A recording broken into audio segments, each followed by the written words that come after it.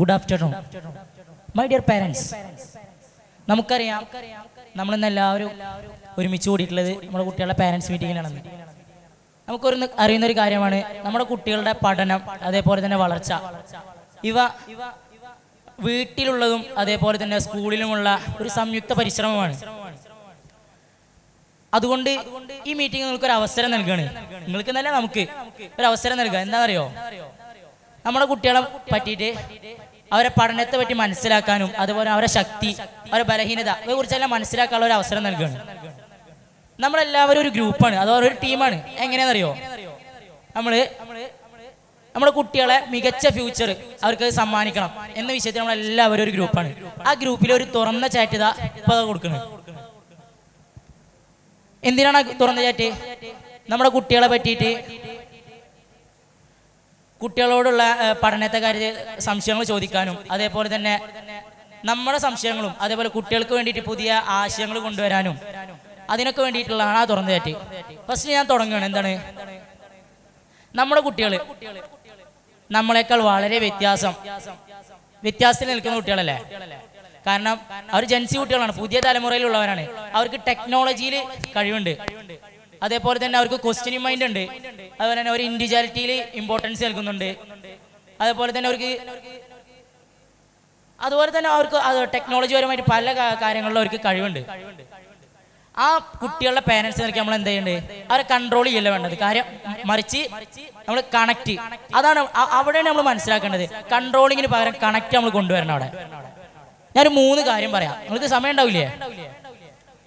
സമയം ഉണ്ടാവില്ല പറയാൻ പറ്റില്ല, കാരണം നമ്മുടെ കുട്ടികൾക്ക് വേണ്ടിയിട്ടാണ്. ഒരു 3 കാര്യം പറയാം. 1, ടെക്നോളജി വിഎസ് വാല്യൂസ്. ടെക്നോളജി അത് നമ്മുടെ കുട്ടികൾക്ക് സ്മാർട്ട് ഫോൺ, ഓൺലൈൻ, അതേപോലെ തന്നെ സോഷ്യൽ മീഡിയ, ഇവയിൽ നിന്നെല്ലാം നമ്മുടെ കുട്ടികൾക്ക് ടെക്നോളജി കിട്ടും. എക്സാമ്പിൾ എന്താണ്, നമ്മൾ 10 വയസ്സായ കുട്ടികൾക്കാണെങ്കിൽ കോഡിങ് വരെ പഠിക്കാം. മറിച്ച് വാല്യൂ അത് നമ്മുടെ പേരൻസിൽ നിന്ന് തന്നെ കിട്ടണം. കാരണം ഈ 10 വയസ്സായ കുട്ടി കോഡിങ് പഠിച്ചല്ലോ, ആ കുട്ടിക്ക് അന്നത്തെ ദിവസം ഫുഡ് കഴിക്കുമ്പോൾ ഒരു മുതിർന്ന ആൾ ഭക്ഷണം കഴിക്കണ്ടാവും, ആളെങ്ങനെ എക്സ്പെക്ട് ചെയ്യണമെന്ന് അറിയണ്ടാവില്ല. ആ കാര്യത്തിലാണ് നമ്മൾ ഈ ടെക്നോളജിയും വാല്യൂസും നമ്മൾ മനസ്സിലാക്കേണ്ടത്. നമ്മുടെ കുട്ടികളോട് ടൈം സ്പെൻഡ് ചെയ്യാൻ ആർക്കെങ്കിലും ടൈം കിട്ടാറുണ്ടോ? ഇപ്പോഴത്തെ പല വീട്ടിലും നടക്കുന്ന പ്രശ്നം എന്താണ്? ടൈം സ്പെൻഡ് ചെയ്യാൻ പേരൻസിന് ടൈം സ്പെൻഡ് ചെയ്യാൻ ടൈം കിട്ടണില്ല. എന്താണ് ഇപ്പോൾ എവിടെ 24 മണിക്കൂർ 28 മണിക്കൂർ ആക്കാനൊന്നും പറ്റില്ലല്ലോ. നമുക്ക് എന്താണ് 24 മണിക്കൂറിൽ ആ സമയത്തിന് നമ്മുടെ കുട്ടികളോട് നമ്മുടെ കുട്ടികളല്ലേ, നമുക്ക് ടൈം സ്പെൻഡ് ചെയ്യാൻ നമ്മൾ തയ്യാറാണോ? പേരൻസ് തയ്യാറാവാൻ വേണ്ട, ടൈം ഉണ്ടാക്കുകയല്ല, പേരൻസ് തയ്യാറായാൽ മതി, ടൈം തന്നെ വന്നോളൂ. പിന്നെന്താണ്, നമ്മുടെ ഫാമിലിയിൽ നമ്മുടെ കുടുംബത്തിന് എന്താണ്, നമ്മൾ ഓപ്പൺ കോൺവെർസേഷൻ കൾച്ചർ ഉണ്ടാകണം. ഈ 2 കാര്യങ്ങൾ നോട്ട് ചെയ്തോ, ആവർത്തിക്കുന്നില്ല, മനസ്സിലായില്ലേ? 2ാമത്തെ കാര്യം, സമയം കുറവാണ്ടോ പെട്ടെന്ന് പറയണേ. 2ാമത്തെ കാര്യം എന്താണ്?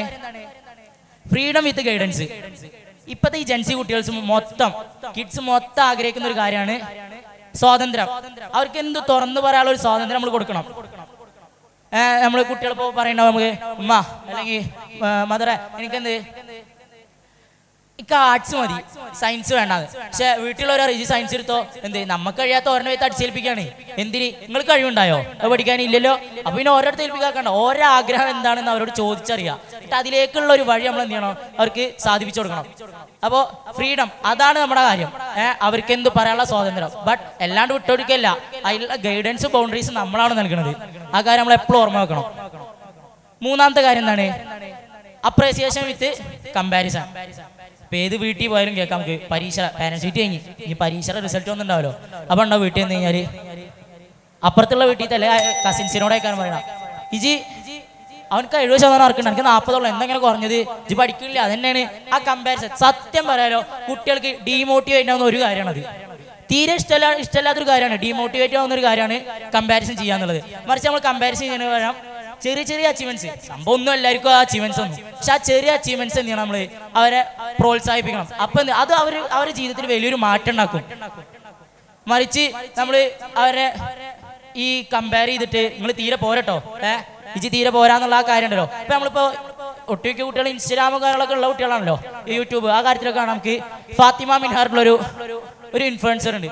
അവർ ഉപ്പ, അത് പറഞ്ഞാൽ ഫാദർ ആൻഡ് ഡോട്ടർ എന്നുള്ളൊരു കോൺസെപ്റ്റിലാണ് അവർ നടക്കുന്നത്. അവരെന്താ പറയണത്? ഉപ്പാക്ക് മോളോടുള്ള കാര്യവും മോൾക്ക് ഉപ്പാനോടുള്ള കാര്യം അവർ ചർച്ച ചെയ്യുന്ന വിഷയം തന്നെ എന്താണ്? ഈ വിഷയമാണ്. കുട്ടികൾ വാപ്പിയും മോളും എങ്ങനെ ആവണം, അത് അച്ഛനും മോളും എങ്ങനെ ആവുന്നുള്ള വിഷയം അതൊക്കെ കുട്ടികളെ മനസ്സിൽ ഇപ്പൊ നല്ലോടി കളിക്കണ്ടാവും. കുട്ടികൾ ആഗ്രഹിക്കണ്ടാവും ഇത് എങ്ങനെയാലും അച്ഛനോട് അല്ലെങ്കിൽ ഒരു ഫാദറിനോട് പറയണമെന്ന് ഇങ്ങനെ ആഗ്രഹിക്കണ്ടാവും. പക്ഷെ അത് പറയാനുള്ളൊരു ഓപ്പർച്യൂണിറ്റി കിട്ടില്ല എന്ന് മാത്രമാണ് ഞാൻ പറഞ്ഞിരുന്നത്. അപ്പൊ ഞാൻ എൻ്റെ വാക്കുകൾ നിർത്താണ്. അപ്പോൾ പേരൻസ് നമ്മളൊരു കാര്യം മനസ്സിലാക്കണം. നമ്മൾ എന്ത് ചെയ്യണം? നമുക്കൊരു പെർഫെക്റ്റ് പേരന്റ് ആവാൻ പറ്റുണ്ടാവില്ല, ബട്ട് നമുക്ക് പ്രസന്റ് ആവാം. എന്ത് നമ്മുടെ കുട്ടികൾക്ക് ഇങ്ങനെ പറയാനാണോ? My parents were always there for me. My parents guided me and trusted me. Thank you.